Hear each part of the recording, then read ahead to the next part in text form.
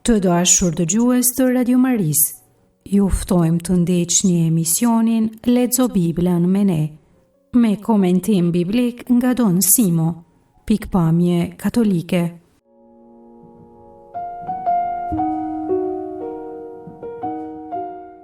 Sot përfundojmë leximin e librit të Josuehut, do të lexojmë Josuehun kapitull 22 deri në 24. Leximin e bën Magdalena Markaj nga Düsseldorf në Gjermani, kurse katekezën Kimete Klenja në Galezha.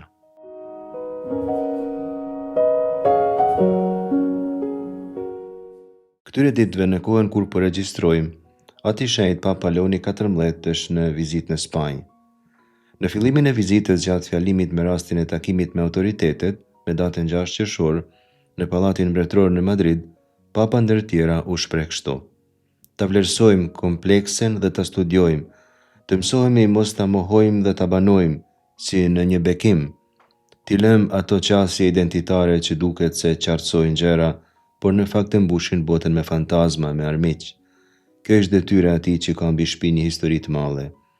Teknologjitë e reja janë bërë një ambient artificial, ku opsionet tona themelore janë vënë në provë. Brenda saj shtohen paragjykimet, dobësohet mendimi kritik, në të intereset e atyre që janë prepotent mbjellin pulsione vdekje. Por nga ana tjetër, e mira mund të rezistojë dhe të komunikohet. Është përkthimi im nga teksti zyrtar italian. Papa pra thekson se realiteti në të cilin jetojmë është kompleks dhe se do ta pranojmë dhe do ta jetojmë këtë kompleksitet. Çdo tendencë me refuzu kompleksen shndrohet në padrejtësi, sidomos ushqejnë padrejtësitë, thoshte Papa, teknologjitë e reja. Në enciklikën e parë të tij Magnificat Humanitas, të publikuar para gati një muaji, me 15 maj 2026, të dedikuar krejtësisht inteligjencës artificiale, Papa i ka shpjeguar gjërësisht rreziqet që kanosen si për njerëzimin si për individët prej përdorimit të pakujdesshëm të inteligjencës artificiale. Në tekstin që lexuam sipër gjejmë një sintezë esenciale të këtyre rreziqeve. Rreziku i parë është se shtohen paragjykimet. Paragjykimet janë arritje në konkluzione të gabuara për çështje të caktuara ose për individ, janë të gabuara sepse arritja e tyre nuk është e bazuar në elemente objektive, por në të dhëna të pamjaftueshme për njohjen e realitetit. Realiteti kompleks kërkon verifikim prej shumë pikpamjesh. Teknologjitë e shndrojnë realitetin në diçka shumë të thjeshtë. Nëpërmjet teknologjive duket se janë shumë të thjeshta gjërat shumë komplekse. Rreziku i dytë është se dobësohet mendimi kritik. Mendimi kritik është aftësia e njeriu të mendojë me mendjet vet, të mos ndikohet prej gjërave të para që i propozohen, të di të thojë po ose jo në mënyrë të ndërgjegjshme, ta verifikojë realitetin duke u nisur prej hetimeve të tija, jo pse ashtu i paraqitet prej tjerëve. Dhe e treta, thot Papa, këto mjete teknologjike mund të përdoren aktivisht për të dëmtuar tjetrin. Papa fton që të kërkohet e mira, sepse ajo i reziston të keqes dhe komunikohet me tjerë. Do të ndalemi tani tek një vështirësi që Papa Leoni thekson tek citimi që bëm më sipër. Ai thot se opsionet tona themelore janë vërë në provë. Çfarë janë opsionet themelore? Këtë dëshiroj ta shpjegoj sot tek kjo pjesë hyrëse e Lexo Biblën me ne. Termi opcion themelor, optio fundamentalis në latinisht, i përket fushës së studimit të teologjisë morale themelore. Ka lindur si çështje teologjike pas Koncilit të Dytë të Vatikanit, në fillimin e viteve 70 të shekullit të kaluar, dhe kanë propozuar teolog katolik shumë të njohur, sikurse Karl Rahner, Josef Fuchs, Bernard Häring, Louis Janssens e tjerë. E ka theksuar posaçarisht Papa Shëngjoni Pali II në enciklikën Veritatis Splendor, shkëlqimi të vërtetës, të vitit 1993. Në pyetje është koncepti i përgjithshëm që kemi për njeriun, nga njëra anë, dhe për përcaktimin e tij lidhur me të mirën, të vërtetën dhe të drejtën nga ana tjetër. Në këto përcaktime në thelb njeriu përcaktohet në një kuptim ontologjik për Zotin, krijuesin e vet. Përcaktohet për Zotin në një nivel themelor, me vullnet, me vedije, me zgjedhjet e veta jetësore. Papa Shëngjoni Pali II tek Veritatis Splendor, kapitulli 65, numri 65, flet për personin dhe veprat e tija. Sipas tij, veprat konkrete që bën njeriu nuk e përcaktojnë gjithmonë qenien e tij. Ai thotë se duhet studiuar me kujdes marrëdhënia e personit me veprat e tija. Nuk është të thënë për shembull se pse një person sillet përgjithsisht mirë dhe mundohet të zbatojë me korrektësi normat, se është person në vetvete i përcaktuar për të mirën. Ana tjetër mund të ndodhë që njeriu për shkak të dobësive të veta të gjejë vështirësi të caktuara të zgjidhë të mirën në raste konkrete, por në fakt të jetë i përkushtuar për të mirën në esencën e thellë të qenies së vet. Ne jemi të lirë të zgjedhim si për rastet konkrete, si për një përcaktim të përgjithshëm. Sipas Gjonit Pali 2, opsioni themelor aktualizohet, ky është një citim, dhe përkthimi im, aktualizohet prej asaj lirie themelore, përmes të cilës personi vendos për vete në mënyrë të përgjithshme, jo nëpërmjet një zgjedhjeje të caktuar dhe të vetëdijshme në një nivel të pasqyruar, por në formë transcendentale dhe jo tematike. Në teologjinë morale flitet zakonisht për dy liri. E para është liria kategoriale, kur e ushtrojmë lirinë në veprime të veçanta, në zgjedhjet që bëjmë, në sjelljet që bëjmë. Tek liria kategoriale arsytojmë mbi vlerën morale të veprimeve dhe sjelljeve konkrete, dhe e dyta është liria transcendentale, ku bën pjesë opsioni themelor, është aftësia e njeriut ta disponojë vetveten në tërësi. Kuptohet, kjo ka shumë rëndësi sepse nëse njeriu e disponon vetveten për Zotin, për shërbimin atij, nëse vendos veten në provani të Zotit, atëherë edhe liria kategoriale do të jetë drejtuar për të mirën dhe do të jap kontribut në ushtrimin sa më të lirë të opsionit themelor. Por nga ana tjetër, edhe veprat konkrete janë të rëndësishme, ato duhet ta rrënjësojnë, ta konfirmojnë opsionin themelor. Kur Papa Leoni XIV thotë se opsionet tona themelore janë vërë në provë, e ka fjalën për sfidat moderne që njeriu takon, kur i duhet të marrë vendime që tregojnë përcaktimin e tij për Zotin. Bota moderne e sfidon lirinë e njeriut. Arsyeja pse flasim për këtë temë sot është sepse në përfundimin e librit të Josuehut lexojmë mbi një mbledhje të famshme dhe të rëndësishme që hebrejt kanë bërë në Sikem, në Shekem. Gjatë asaj mbledhje, Josuehu tashmë plak thot këto fjalë të famshme. Tani pra druani Zotin e shërbejni atij me zemër të përsosur e plotësisht besnike, flakni tej zotat të cilëve u shërbyen etrit tuaj në Mesopotami, në Egjipt, dhe shërbejni Zotit.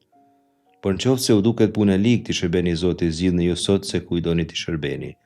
Zotave të cilëve u shërbyen të parë tuaj në Mesopotami, apo zotave të amorrejve në tokën e të cilëve banoni. Sa për mua e për shtëpinë time, ne do t'i shërbejmë Zotit.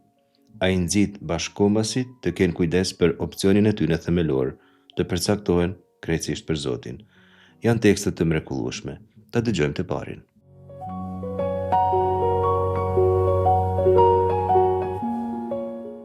Nga libri i Josuehut, kapitulli 22, rreshtat 9 deri 12.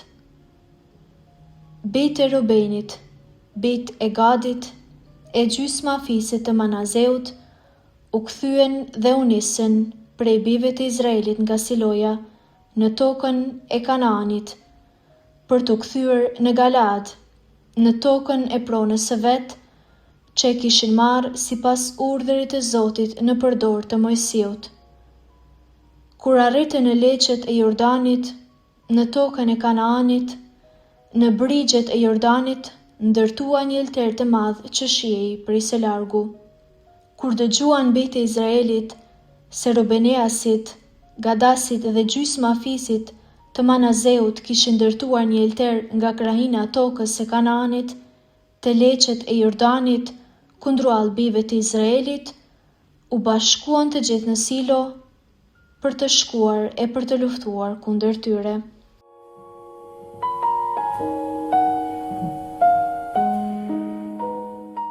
Tregimi që lexuan kallëzon një ngjarje të veçantë, një episod specifik. Bijtë e Rubenit, bijtë e Gadit dhe gjysma e fisit Manaseut, thotë rreshti 9, u kthyen dhe u nisën prej bijve të Izraelit nga Siloja në tokën e Kanaanit për t'u kthyer në Galaad, në tokën e pronës së vet, që e kishin marrë sipas urdhrit të Zotit në përdor të Mojsiut. Folja u kthyen, vayashuvu në hebraisht, tregon se këto fise po largohen dhe po shkojnë drejt lindjes në Galaad, në Transjordani. Mojsiu kishte dhënë këtë tokë atyre, siç lexojmë tek libri Numrave, kapitulli 32, por edhe tek ligji për trirë, kapitulli 3. Mirë po kjo po nënkuptonte një shkputje prej fiseve tjera. Kishin shkuar me tjerë për të luftuar dhe pas marrjes së tokës, po shkojnë në shtëpiat veta. I gjithë Izraeli ishte mbledhur në Shilo, Për këtë vend lexojmë tek libri Jozuehut, kapitulli 18, rreshti i parë, se u bashkuan të gjithë bijtë e Izraelit në Silo dhe aty ngrehen tendën e takimit, e kishin pushtuar mbar vendin. Është i rëndësishëm ky vend edhe sepse aty kanë qitë shortin kur e kanë nda tokën. Kapitulli 18, rreshta 2 deri në 10, edhe kapitulli 19, rreshti 51. Këto dy citime flasin për shortin. Aty pra kishin marrë vendimet më të rëndësishme për të ardhmen e jetesës në tokën e Izraelit. Fakti se po largohen juridikisht nuk ishte një gabim. Kjo tokë ju dha Izraelit Alpi Adonai Bejad Moshe, thuhet në hebraisht, me gojë të Zotit nëpërmjet dorës së Mojsiut. Megjithatë, tregimi i largimit të Transjordani mban me vete një breng, një preokupim. Këto antarë të popullit Zotit po shkputen një fije prej tjerëve, disi po izolohen. Ka një frikë se atje mund të dobësohen në fe dhe në mbajtje të beslidhjes. Tregon rreshti 10 se me njëherë ndodh atje ajo që po dyshohej, kur arritën në leqet e Jordanit në tokën e Kanaanit, në brigjet e Jordanit, ndërtuan një elter të madh që të shihej prej së largu. Në hebraisht elteri përshkruhet kështu: Mizbeach Gadol L'Ma'are, një elter i madh që me u pa, që me u duk pra. Sikurse të duan të binin në sy, sikurse të duan të bënin diçka të madhe. Mirë po e kemi thënë, elteret janë të ndaluara sipas teologjisë së shkrimtarëve të historisë deuteronomistike. Për shembull, lexojmë te libri Ligjit të Përtrim, kapitulli 12, rreshtat 4 deri në 5, për Zotin hyjin tuaj, mos bëni si bën ata, por kërkojeni atë në banesën e tij, në atë vend që Zoti hyj juaj ka për ta zgjedhur mes të gjitha fisëve tuaja për ta cendosur emrin e vet. Atje shkoni. Ky është vetëm një shembull prej të shumtëve që tregojnë se kulti i Zotit nuk është i lejuar përtej Jerusalemit dhe tempullit aty. Ndërtimi i elterit në Transjordani ishte një thyrje e kësaj rregulloreje. Dhe fjala shkon shpejt në Izrael, ata u bashkuan të gjithë në Silo për të shkuar e për të luftuar kundër tyre. Reagimi i fisëve perëndimore ishte i shpejtë, reagoi krejt bashkësia e Izraelit, kol Adat bene Israel në hebraisht. Eda, prej ku vjen forma Adat, domethënë asamble, është mbledhje formale ligjore e mbar Izraelit. Këta mblidhen kur ndodhin probleme serioze, kur ka nevojë për ndërhyrje të bërë me marrëveshje. Këta janë të gatshëm të luftojnë kundër vëllezërve. Këtu kemi dy elemente vështirësie teologjike. Së pari, çështjen e luftës së shenjtë që e kemi shpjeguar, e cila është një detyrë për Izraelin, por kjo kur është fjala për popullatët e huaja. Këtu sfida qëndron në faktin se Rubeni, Gadi dhe Manaseu janë vëllezërit e tyre. Lufta kundër vëllezërve është prishje e bashkimit të 12 fisëve që Zoti kishte zgjedhur. Pra, kjo është problemi i dytë, si të luftosh kundër vëllezërve. Ndonjë autor ka theksuar këtu tundimin e shkatrimit të bashkimit prej brenda, jo prej faktorëve të jashtëm. Është si një luftë që mendohet të bëhet kundër vetvetes. Kjo krizë do të zgjidhet me një dialog që ndodh më vonë në rreshtat 13-34, me diplomaci e me biseda teologjike, shmangët lufta civile që me siguri do të kishte ndodhur. Rreshtat 13 deri në 14 tregojnë se dërgohet një delegacion diplomatik praktikisht. Pinchas ose Fineesi është delegati kryesor i Izraelit. Ai niset me 10 kryetar fisesh, një për çdo fis, shkojnë të dialogojnë me Rubenin, Gadin dhe Manaseun. Pinchas i akuzon nërsy për apostazi. Ai u thot në mënyrë të drejtë për drejtë se kanë bërë pabesi ndaj Zotit. Zoti ka urdhëruar që flimet të bëhen vetëm në një vend të vetëm, në atë moment në tabernakull që është në Shilo, por ne e dim se për autor deuteronomistik, kur ata po shkruanin, vendi ku bëheshin flit nuk ishte Shilo, por ishte tempulli i Jerusalemit. Pinchas thekson se Zoti është shumë i mërzitur, i gatshëm të hakmerret për pabesinë e tyre. Për dashuri për vëllezërit e vet u bëjnë këtë ofertë. Në qovë se ju a mërmendja se toka trashëgimit tuaj është e papastër, atëherë kaloni në tokën e pronës së Zotit, ku është banesa e Zotit, dhe banoni ndër ne. Mjaft që të mos ngrini kokë kundër Zotit, dhe të mos na bëni edhe ne të çohemi kundër Zotit duke ndërtuar elter tjetër përveç elterit të Zotit hyjit ton.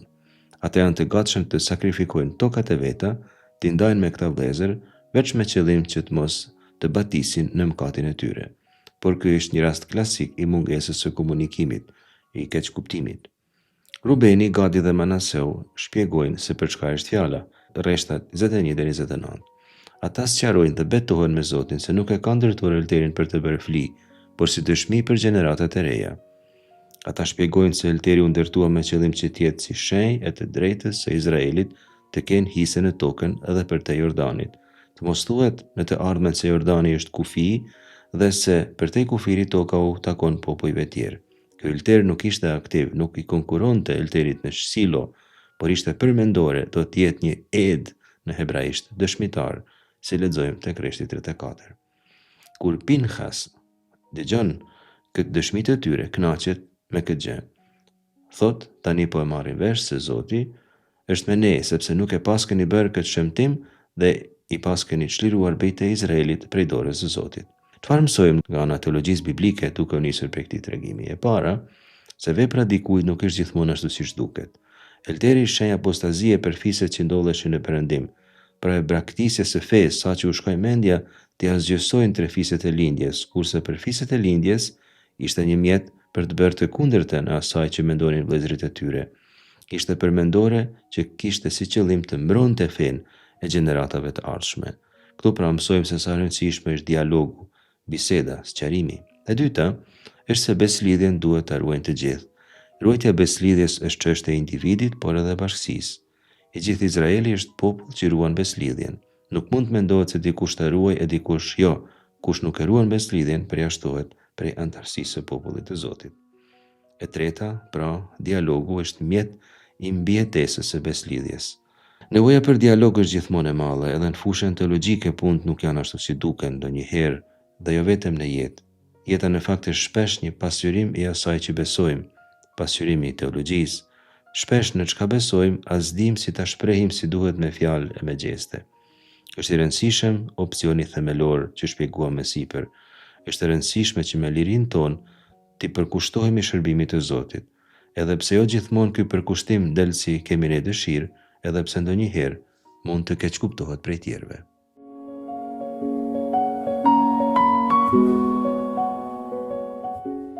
Nga libri i Josuehut, kapitulli 23, rreshtat 6 deri 13. Vecini të fortë e të qëndrueshëm në zbatimin e të gjithave që janë shkruar në librin e ligjit të Mojsiut, dhe mos u bëni lak as djathtas as majtas. Mos u përzini me popujt që mbetën ndër ju. Mos u përbetoni në emër të hynive të tyre, dhe mos u shërbeni as mos i adhuroni.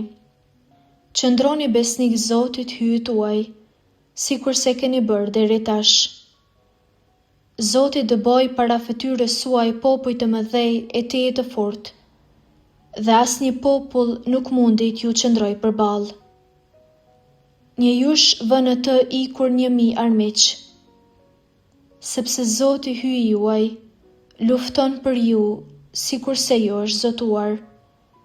Por se këtë gjë ruajeni me kujdesin më të madh, duajeni Zotin hyjin tuaj.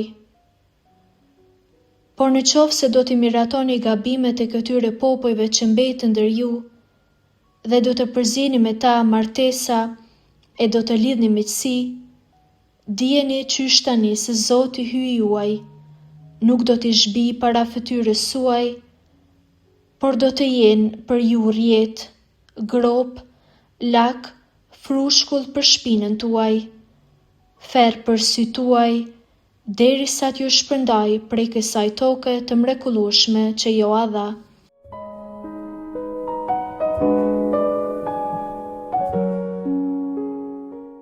Kemi folur disa herë për teologjinë deuteronomistike. Kjo pjesë është plot me tema të tilla. Deuteronomistike flet për të kaluarën, për memorien, në atë të kaluar në të cilën Zoti është shfaqur gjithë një besnik. Fjala e Zotit është pengë e besnikërisë së Zotit, mbajtja e saj sjell bekim, thyrja mallkim. Është gati përfundimi i librit të Josuehut, është koha kur Josuehu të lejë disa amanete, sepse është plak, të bëjë disa përmbledhje tematike të krejt për mbajtjes së librit të Josuehut. Fjalimi drejtohet mbar Izraelit, pleqve, prizve, gjyqtarëve dhe udhëheqësve të tyre. Këtë lexojmë te rreshti 2. Pra është një fjalim për udhëheqësit e popullit, për ata që quajmë autoritete. Kush janë këta figura? Janë 4: pleqt, zakenim, janë ata që kanë autoritet moral në popull, ata që më së shumti kanë përvojë. Prisit ose krerët e popullit, roshim, Janë ata që udhëhiqnin fiset, ndonjëherë kishin autoritet edhe mbi forcat ushtarake të tyre. Atëherë gjykatësit, shofetim, do të flasim për ta që herën e ardhshme, kur të shpjegojmë librin e gjyqtarëve, janë ata që kujdesen për drejtësinë në nivel lokal. Edhe e fundit, udhëheqësit, shoterim, nuk dihet qartë funksioni tyre, me siguri ishin figura me role administrative, ndoshta ngjashme me skribët e kohës së Jezusit. Mësimi i Josuehut është detyrues për të gjithë, pra, mësimet e tija këtu i drejtohen të gjithëve dhe tregimi është plot me shprehje tipike të fjalorit deuteronomistik. Jini të fortë, të qëndrueshëm në zbatimin e të gjithave që janë shkruar në librin e ligjit të Mojsiut, dhe mos u bëni lak as djathtas as majtas. Shembull tjetër është qëndroni besnik Zotit hyjit tuaj, siç keni bërë deri tani. Ose tjetër, përse këtë gjë ruajeni me kujdesin me të madh, duheni Zotin hyjin tuaj. Dijeni që tani se Zoti hyji juaj nuk do t'i zhduk para fytyrës suaj, por do t'jenë për ju rrjet, grop, lak, frushkull për shpinën tuaj, ferr për sytë tuaj, derisa t'ju shpërndaj prej kësaj toke të mrekullueshme që ju dha. Krejt këtu pra gjem një fjalor karakteristik të librave të shkollës deuteronomistike që do t'i gjejmë edhe tek libri i gjyqtarëve, te librat e Samuelit, te librat e mbretërve. Këto citime që marrin motive prej krejt 5 libërshit, sidomos prej ligjit të përtrirë, duan të paraqesin fjalimin si një vazhdim i mësimeve të Mojsiut. Jeni të fortë e të qëndrueshëm në zbatimin e të gjithave që janë shkruar në librin e ligjit të Mojsiut, dhe mos u bëni lak as djathtas as majtas, shkruan rreshti 6. Në hebraisht gjejmë shprehjen v'chazaktem me'od, bëhuni shumë të fortë. Mojsiu i kishte thënë Josuehut para vdekjes së tij, tek ligji i përtrirë kapitulli 31 rreshti 7, i burr e ki guxim sepse ti do ta shtiesh këtë popull në tokën për cilën Zoti ju përbetua etërve të tyre se do t'ju jap. Ti atë ndajo me short. Këto amanete Josuehu i mbajti, u tregua pra i fort, Khazak, dhe ndau tokën me short, sikurse i ka premtuar se do ta bëj Mojsiut. Ligji për trirë, kapitulli 31, rreshti 23, thot kështu: Ki zemër, merr guxim, përsëri është Mojsiu duke folur me Josuehun, sepse ti do ta shtiesh Izraelin në tokën që i kam premtuar, unë do t'jem me ty. Edhe tek porosia ki zemër gjejmë porosin e të qenurit të fortë. Tani në fund të jetës së tij, Josuehu u thot të njëjtën porosi udhëheqësve të Izraelit. Forca nënkupton ushtrimin e të gjitha aftësive njerëzore për të mbajtur beslidhjen. Libri të ligjit të Mojsiut, Sefer Torat Moshe në hebraisht, këtij duhet t'i qëndrojnë besnik izraelitët. Pikrisht pa i bërë lak as majtas as djathtas. Përdore këtu metafora e një rrugës, nuk ka rrugë tjetër përveç asaj që ka parapar Zoti në ligjin e vet, as majtas as djathtas. Rreshti 7 qorton për nevojën e mbajtjes së distancës ka shikumeve tjera. Përdoret shprehje hebraike lo tavo u bagojim haelle, nuk do të hysh ndër ata popuj, nuk do të përzihesh me ta. Dhe e qorton për 4 gabime të mundura, ndalon pra 4 gjëra. E para, lexojmë në hebraisht lo tazkiru b'shem Elohehem, mos i kujto zotat e tyre fjalë për fjalë. Kuptimi është të harrohen zotat e tyre, të mos mendohen, të mos përmenden. Kemi parë se si as emri Zotit i Izraelit nuk do të përmendet, për arsye të respektit. Emri zotave pagan nuk do të përmend, sepse kur e përmend, jep shenjë se beson në ekzistencën e tyre. E dyta, lo tish aveu, mos bën be në emër të hyjnive pagane. Betimet bëheshin në rastet të keq kuptimeve në jetën e përditshme, hyjnit pagane nuk duhet të bëhen asesi pjesë e këtyre keq kuptimeve. E treta, nuk duhet të shërbeni, lo të avdum në hebraisht. Kjo është e kuptueshme, folja avad përdoret për të përshkruar veprimtarinë e kultit që kryen priftrin, asnjë farë vepër kultuale nuk duhet të bërë këtyre hyjnive. Dhe e fundit, mos i adhuroni, lo tishta havulahem, asnjë farë përkushtimi fetar nuk u duhet rezervuar këtyre hyjnive. Të gjitha këto veprimtari janë të rezervuara vetëm për Zotin. Rreshti 8 thekson vazhdimsinë e veprimtarisë kultuale të Izraelit në qëndrueshmëri. Siç keni bërë deri tani, Zoti do bëj para fytyrës suaj popull të mëdhenj e teje të fortë dhe asnjë popull nuk mundi t'ju qëndrojë përballë. Është elementi i kujtesës që e kemi përmend disa herë. Zoti e ka treguar vetveten të denjë për besim brenda historisë së Izraelit. Çfarë ka ndodhur në këtë histori e kemi thënë sa herë. Kombet që ishin gëdolim ve actumim, të mdhenj e teje të fort, kështu për shembull flet ligji i përtrir kapitulli 4 rreshti 38, kapitulli 7 rreshti i parë, citime tjera, thot se asnjë prej tyre nuk mundi të qëndrojë para jush deri sot e kësaj dite, fjalë për fjalë.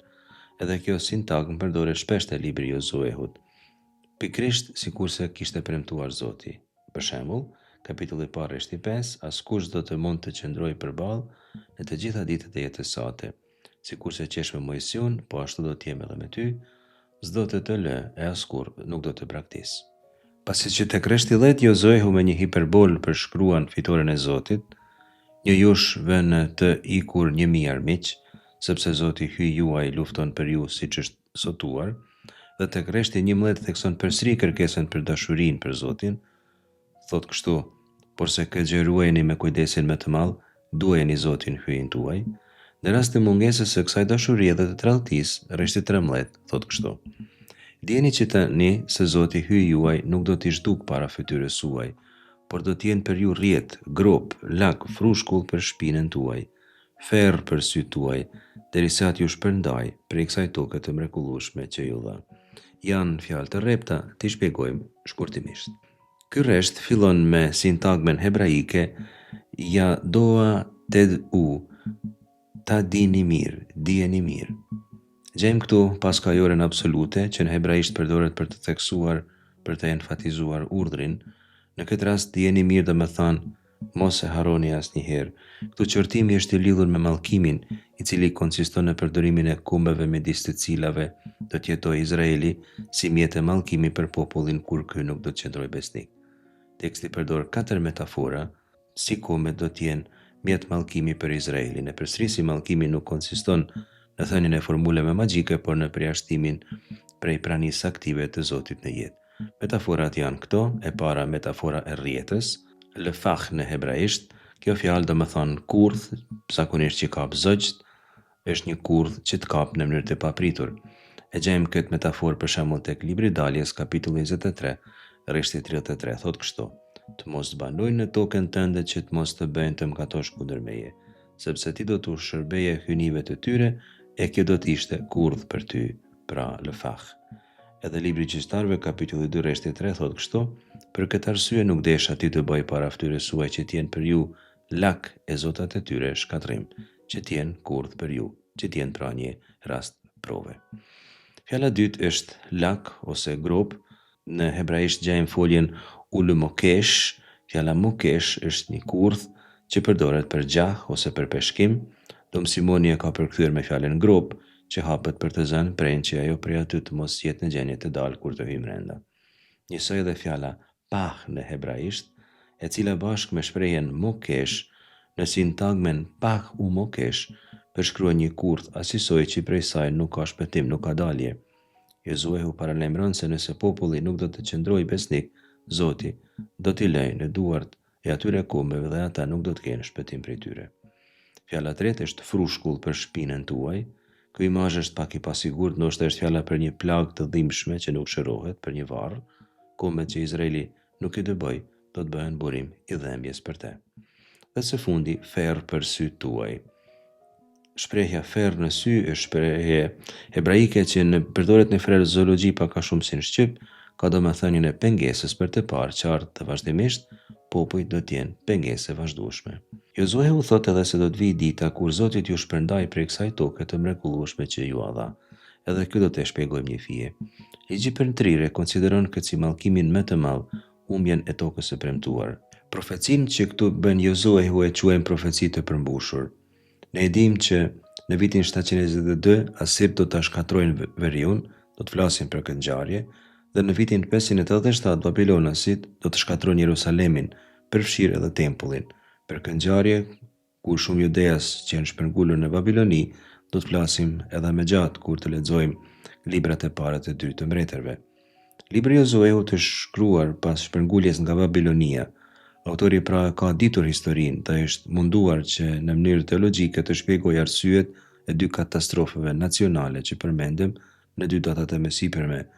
Janë shpjegim teologjik i asaj që ka ndodhur tashmë në Izrael, prandaj edhe e quajmë profecitë e përmbushur.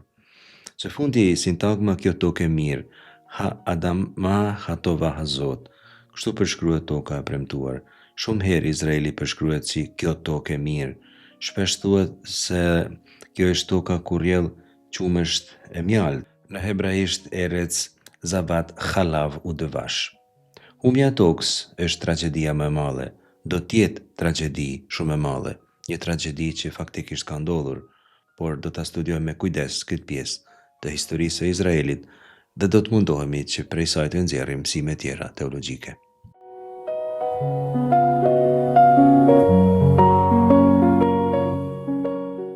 Nga libri i Josueut, kapitulli 24, rreshtat 25 deri 28.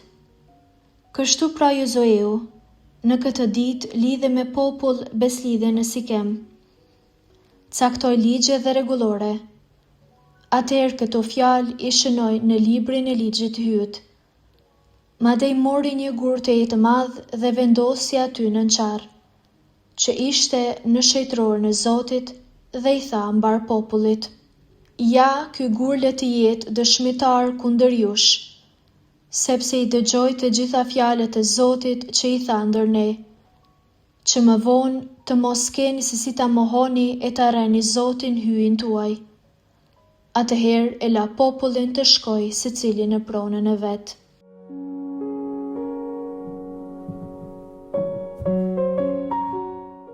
Këto rreshta janë pjesë e përfundimit të beslidhjes në Shekem, që lexojmë te kapitulli 24 i librit të Josuehut dhe njëkohësisht përmban fundin e librit të Josuehut. Në fillim të librit Izraeli ishte në brigjet e Jordanit, ku shikonin tokën prej Moabit. Libri përfundon me Izraelin që ka pushtuar tokën, bile edhe e ka ndarë në rfise. Josuehu 24, 25 deri 28 është pjesa e tregimit të kuvendit në Sikem. Kjo mbledhje është një ndër tregimet më të rëndësishme të krejt beslidhjes së vjetër. Nuk do të thellohemi tepër në këtë aspekt, por në këtë tregim nuk gjejmë shumë elemente deuteronomistike, këtë do ta themi. Kjo do të thënë se shkolla deuteronomistike është vazhdimsi e teologjisë shumë të vjetër hebraike, që daton para shekullit të 7. Tek beslidhja në Sikem gjejmë kredon e famshme historike të Izraelit, besojmen historike. Thot kështu, atëherë Josuehu ju drejtua mbar popullit, duke thënë: kështu thot Zoti hyj Izraelit, dikur moti etri tuaj, Tarehu baba i Abrahamit dhe i Nakorit, jetonin për te lumit dhe u shërbenin hyjnive të huaja. Prandaj unë e mora Abrahamin, babain tuaj, prej tokës e Mesopotamis, e shpura në përmbar tokën e Kanaanit dhe shumova faren e tij. Unë po lexoj deri këtu, por ju ftoj të gjithëve ta lexoni krejt këtë besojme që gjejmë te kapitulli 24 rreshtat 2 deri në 13, në të cilën Josuehu bën një përmbledhje të historisë së Izraelit. Besojme tjera historike janë këto tek libri i Ligjit të Përtrir, kapitulli 6 rreshtat 20 deri në 24, thot kështu: e kur nesër biri yt të pyesë të thot, ç'kuptim kanë këto rregullore, urdhrime e ligjet që ju dha Zoti hyji ynë, ti përgjigju: ishim sklever të faraonit në Egjipt, dhe Zoti na nxori me dorë të fuqishme prej Egjiptit. Dhe bëri shenja të mëdha e mrekulli ndër sytë tanë në Egjipt, kundër faraonit dhe mbar shtëpisë së tij. Dhe na nxori prej andej që të na shpir e të na jap tokën, të cilën me përbetim u premtoi etërve tanë. Asoherë Zoti na urdhëroi t'i vëmë në zbatim të gjitha këto urdhërime, e të druajmë Zotin hyjin ton, që t'jemi të lumtur gjatë gjithë jetës sonë, siç jemi edhe sot. E fundit e gjejmë te libri i Ligjit të Përtrir, kapitulli 26 rreshtat 5 deri në 9, ti atëherë fol në praninë e Zotit hyjit tanë e thuaj: i mat është një sirian endacak, ai zbriti në Egjipt me pak njerëz dhe atje jetoi në dhet e huaj. U shtua, u bë popull i madh, i fortë e një shumicë pa mas. Por egjiptianët na morën me të keq, na përndoqën dhe na bën sklever të mirë. Atë në lëshuam brit në drejt Zotit, hyj të etërve tanë, ai na dëgjoi, e pa përvojtrimin ton, mundin e të vështirat tona, dhe na nxori Zoti prej Egjiptit me dorën e vet të fuqishme, e krahun e tendur, me tmerr të madh e me shenja e me mrekulli, na pruni në këtë vend, e na e dha trashëgim këtë tokë që rrjedh qumsht e mjalt. Këto përmbledhje të vjetra i ka studiuar Gerhard von Rad në teorinë e tij egzegetike mbi 6 libërshin, siç e quante ai, Heksateuk. I quante besojma historike ose besojmat e vogla të Izraelit. Sipas tij, krejt librat e ligjit kanë filluar të shkruhen duke u nisur prej këtyre besojmave që kanë qenë pjesë përbërëse e besimit tradicional të Izraelit. Ato ndoshta kanë qarkulluar në formë gojore, deri që autorët P, J dhe D, pra Deuteronomistiku, i kanë zhvilluar në një tregim të gjerë, të formuar prej, siç thoshte ai, 6 librave, jo 5. Tek libri i tij Das formgeschichtliche Problem das Hexateuk, problemi historisë së formave të Hexateukut, të shkruar në vitin 1938, von Rad mbron tezën se pikërisht për arsye të ekzistencës së këtyre besojmeve historike, siç gjuante ai, edhe jashtë 5 libreshit edhe libri Jozueut duhet të konsiderohet si pjesë përbërëse e librave të ligjit. Shumë debate kanë lindur prej kësaj hipotezet e tij të propozuar gati para 90 vjetëve, nuk është rasti këtu të futemi në detaje, patjetër, mjafton të themi se kontributi i madh i këtij autori gjerman, që kemi cituar disa herë tek Lexo Biblën me ne, është se shumë para se të shkruante autori deuteronomistik, motive që ky autor do të përdorte më vonë ekzistonin shumë kohë para tij. Jozuehu propozon sfiden, zgjidhni ju sot se ku i doni të shërbeni, zotëve cilve u shërbyen të parë tuaj në Mesopotami, apo zotëve të amorejve në tokën e të cilën banoni. Sa për mua e për shtëpinë time, ne do t'i shërbejmë Zotit. Të kthehemi tani prej nga filluam tek opcioni themelor, tek vendimi për Zotin. Jozuehu propozon me terme të lashta vendimin jetësor për Zotin. Ai thot se është marrë vendimin në familjen e tij të shërbejnë Zotit.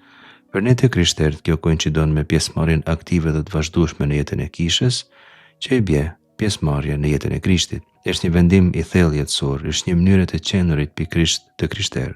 Kjo thot se personi e pranon plotësisht Krishtin, mishron në vetvete mësimin e Krishtit, si për fe, si për jetë. Me besim të plotë e di se duke marrë pjesë në misterin e mishrimit, vdekjes dhe ngjalljes së Jezu Krishtit, ku merr pjesë nëpërmjet sakramenteve të jetuara me fe, fiton jetën e pasosur. Ju ftoj tani ta dëgjoni katekezën e Kimetes. Ajo e shpjegon këtë temë nga pikpamje të ndryshme, si nga tradita biblike, si nga tradita për shpirtërisë krishterë. Me të drejtë, Kimetja përkujton meditimin e dy flamujve, që Shënjënjaci Loyolës propozon të java 2 të ushtrimeve shpirtënore. Ka rëndësi shumë të madhe të përcaktohemi për Krishtin. Nuk e kemi thënë këtë, por është një koincidencë kurioze. Emri Jozueh, Joshua, i këtij heroi të jashtëzakonshëm të shkrimit shenjtë, veprat e kujt i shpjegon libri Jozueut, është i njëjti emër që i ngjitet Jezusit, Jehoshua. Për ne që besojmë në Krishtin, gjithçka lidhet me të, me Jezusin Mesi.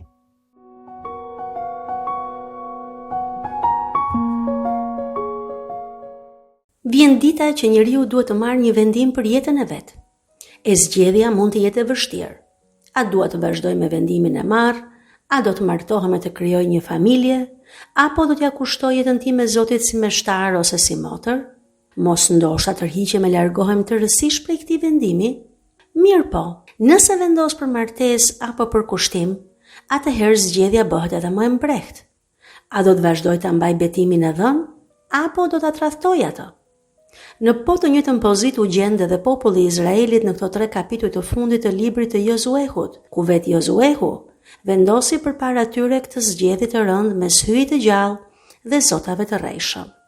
Pasi hynë në tokën e premtuar, fiset përtej Jordanit u kthyen në tokat e tyre dhe atje ata ndërtuan një altar, jo për adhurim me shkrumbim të flive, por si një dëshmi për faktin që ata, ashtu si vëllezërit e tyre, e njohin Zotin për hyj. Fjala që spikat këtu është pikërisht fjala dëshmi. Ky altar do të shërbente këtyre fiseve si dëshmi për mrekullitë që kishte kryer hyj në mesin e popullit të vet, se si i kishte nxjerrë nga skllavëria dhe udhëhequr drejt tokës së premtuar.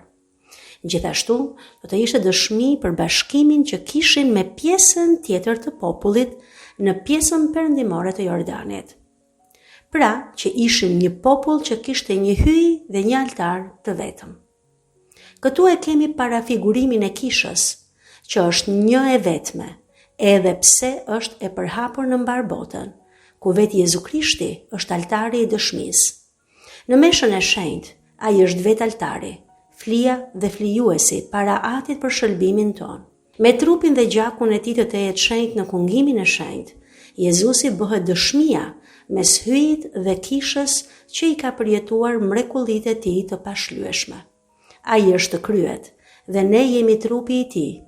E vetëm nëse jetojmë në të, për të dhe përmes tij, do ta kemi jetën që s'ka fund. Dëshira e Josuehut ishte që të gjitha fiset të ishin të bashkuara rreth një hyji të vetëm e rreth një altari të vetëm. Pra, të ishin një popull i bashkuar me hyjin e tyre. Këtë bashkim e shohim në mënyrë të plotë në Jezusin. Jeta e të cilit këtu në tokë ishte një përpjekje e vazhdueshme për t'u identifikuar dhe njësuar me vullnetin e Atit. Që nga fëmijëria e deri në kryq, ushqimi i tij vetëm ishte të kryente vullnetin e Atij që e dërgoi. Siç thot edhe tek Luka 22:42, o Atë, nëse do, largoje këtë gotë prej meje. Veç se le të bëhet, jo vullneti im, por vullneti yt. Shëmpali na e përkujton shembullin e Krishtit tek letra drejtuar Filipianëve 2:5-9, ku thot: Kini në ju po ato ndjenja që ishin në Krishtin Jezus, i cili edhe pse me natyrë hyi, e përuli vetveten dhe u bëi dëgjueshëm deri në vdekje, mu deri në vdekje në kryq. Prandaj edhe hyi e lartësoi tezve. Kjo është pra rruga që duhet ta ndjekin edhe nxënësit e Krishtit. Ta dëgjojnë fjalën e tij dhe ta ndjekin planin që hyje ka për secilin. Për vetësimi dhe zbatimi i këtij mesazhi, i japin kuptim jetës. E sa më shumë që t'i japim dëshmi para të tjerëve veprave të hyjit në jetën tonë, aq më shumë ne do ta përjetojmë ndihmën e tij. Pas endjes në shkretëtir për 40 vjet, izraelitët kishin hyrë në tokën e premtuar, në të cilën hyi i kishte thirrur që të jetonin.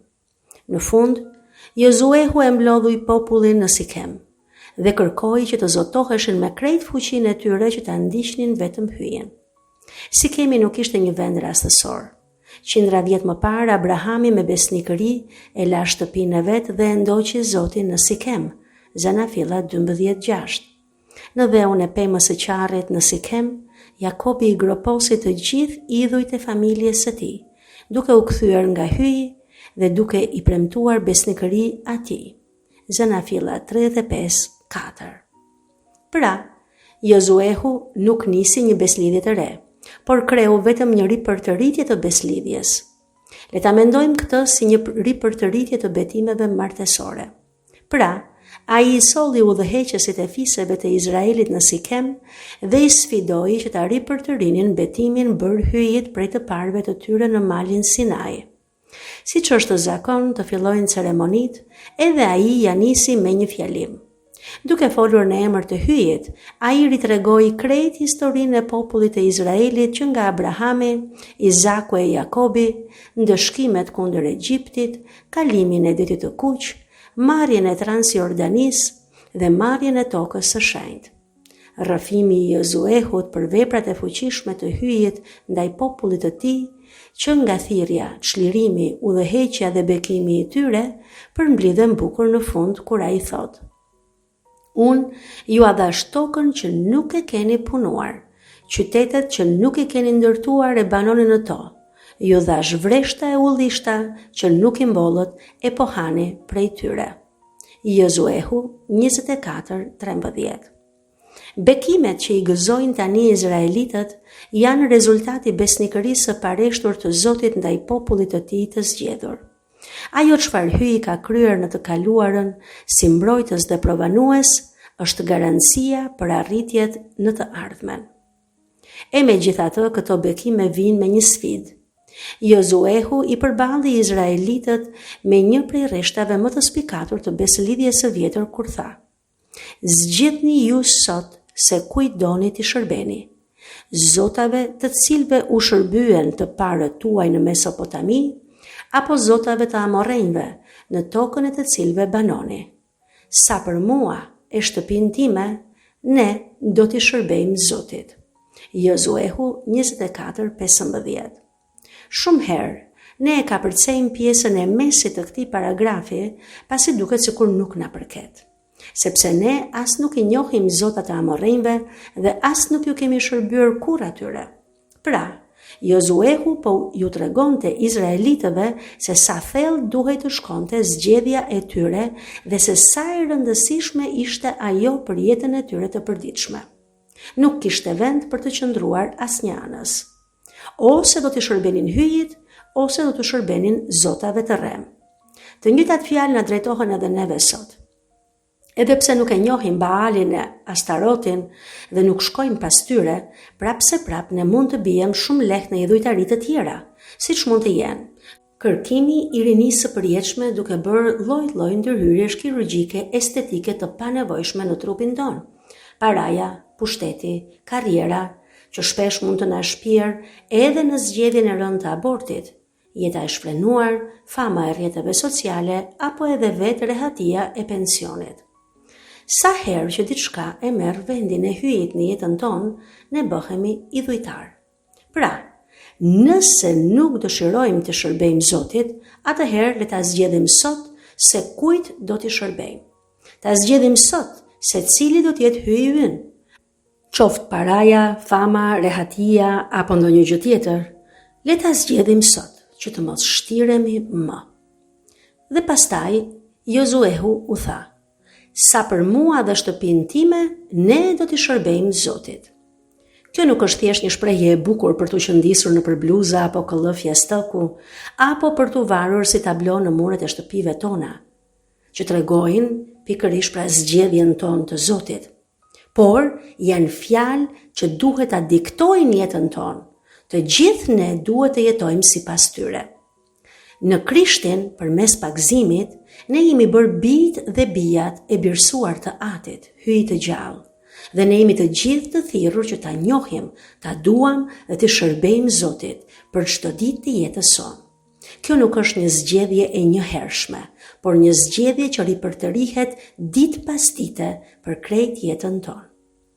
Udhëheqësit e Izraelit ju përgjigjen në mënyrë të drejtë sfidës së Jozuehut, me miratim dhe i thanë: Zoti mos e thënë që ta lëm atë e tu shërbejmë zotave të huaj. Jozuehu 24:16. Dikush mund të mendonte se kjo do të mjaftonte, por Jozuehu i sfidoi ata edhe një herë tjetër, tani edhe më fort, duke ju thënë: ju nuk do të mund t'i shërbeni Zotit. Ai është hyj i shenjtë, hyj i ziliqar. Jozuehu 24:19. Në fakt, nuk është e drejtë t'u japësh njerëzve një zgjedhje dhe pastaj kur ata e bëjnë zgjedhjen e drejtë, t'ju thuash nuk mundesh. Jozuehu donte që populli të ripohonte zotimin e vet përpara një gjyqi të drejtë për drejtë. Ata do ta kalonin provën dhe do ta përforconin betimin e tyre për të shërbyer vetëm Zotit. Izraelitët bën zgjedhjen e duhur atë ditë kur Jozuehu i vuri në provë. E kaluan provën dhe u betuan për besnikërinë ndaj hyjit. Ngurrimi apo heshtja do të ishte rënje në idhujtari, harrimi i hyjit të etërve të tyre. Pra, nuk kishte rrugë të mesme për ta. Kjo skenë është e ngjashme me meditimin e 2 standardeve tek ushtrimet shpirtërore të Shën Injacit të Loyolës, ku shenjti i fton pjesëmarrësit në ushtrime që t'i parafytyrojnë 2 ushtrime 2 komandantë, ku njëri është hyj dhe tjetri satani, që të dy po grumbullojnë ushtar për ushtritë e tyre dhe ne duhet ta zgjedhim njërin. Të bësh zgjedhjen e duhur në një ceremoni publike mund të jetë lehtë, por ta mbash betimin ditë pas dite është më e rëndë. Dhe ne e dim se si rodhën ngjarjet më pas për izraelitët, se sa herë ran ata në idhujtari dhe mëkat. Mjafton të lexohet libri i gjyqtarëve. Kjo pjesë e shkrimit shenjtë më sjell ndërmend një ngjarje nga jeta ime. Isha e ftuar bashkë me një mikeshën time në një konferencë për mbrojtjen e jetës në Vjenë të Austrisë. Ishte data 4 tetor e vitit 2012 dhe ne arritëm në hotel pak pasi kishte nisur konferenca. Hyrja e hotelit ishte e rrethuar me policë dhe rruga e trotuari përpara hyrjes ishin mbushur me protestues të veshur krejt me të zeza, me kokë e fytyrë të mbuluara, me kapuç me maj që kishin vetëm syt hapur, të cilët lëshonin ndaj nesh mallkime dhe thirrje satanike. Ishte hera e parë për mua që shikoja një skenë të tillë të rënditëse, që dukej sikur kishte dalë nga filmat me tmerr dhe dhunë.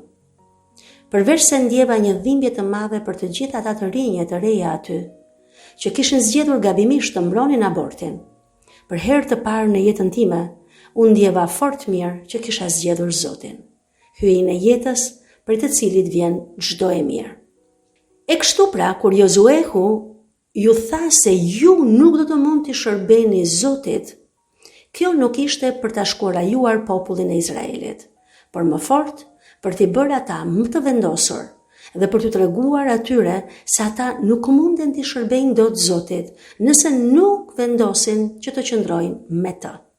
Se ne e dim shumë mirë që garantuesi i beslidhjes mes hyjit dhe popullit të tij është vetëm hyji. Vetëm ai është i drejtë, i pamëkat dhe në gjendje që ta mbajë beslidhjen. Çelësin e mbajtjes së beslidhjes na i jep vetë Jezusi në Ungjil tek Gjoni 14:15 kur thotë: "Nëse më doni, do t'i mbani urdhërimet e mia." Pra, urdhërimet e Zotit nuk mbahen pa dashuri dhe kjo dashuri ushqehet vetëm nëse qëndrojmë në praninë e tij përmes sakramenteve. Dashuria është çelësi dhe ajo gjendet vetëm në hyjen. Gjithçka bëhet e rëndë dhe e papërballueshme pa dashurinë e hyjit, pasi, siç thot vetë Shëngjoni, hyji është dashuri. Që në fillim, hyji kishte premtuar Jozuehut te kapitulli i parë, rreshti numër 5, se ai nuk do ta linte e nuk do ta braktiste kurrë atë. Pra, ja kishte premtuar praninë e tij. E kjo prani e përhershme e hyjit në mesin e popullit të tij, kishës, është përmbushur në Krishtin, i cili është gjithmonë me ne në të shenjtërueshmin sakrament të altarit, me trupin, gjakun, shpirtin dhe hyjninë e tij, duke na ftuar për çdo mesh që ta zgjedhim atë, të shkojmë pas tij, të shërbejmë vetëm atij dhe të qëndrojmë përgjithmonë me të. Që të mund t'i mbetemi besnik betimit të dhënë ditë pas dite e vit pas viti, kërkon, si këmbonkuljen tonë dhe dëshirën për ta përmbushur atë, ashtu edhe hirin e Zotit. Nëse zgjedhim përsëris sot që të shërbejmë Zotit, ashtu si Jozuehu dhe Izraelitët, duke hequr dorë nga idhujt tanë, atëherë hyji është i gatshëm që të na pranojë dhe të na ndihmojë të qëndrojmë besnik rrugës që kemi vendosur ta ndjekim. Në fund të fundit, ka qenë vetë Jezusi ai që tek Mateu 7:14 ka thënë: "Sa e ngushtë është dera e sa e ngushtë është rruga që çon në jetë, e janë pak nga ata që e gjejnë." E unë dëshiroj me gjithë zemër që të gjithë ne ta gjejmë atë rrugë e të hyjmë në për atë derë që të çon në jetën e vërtetë.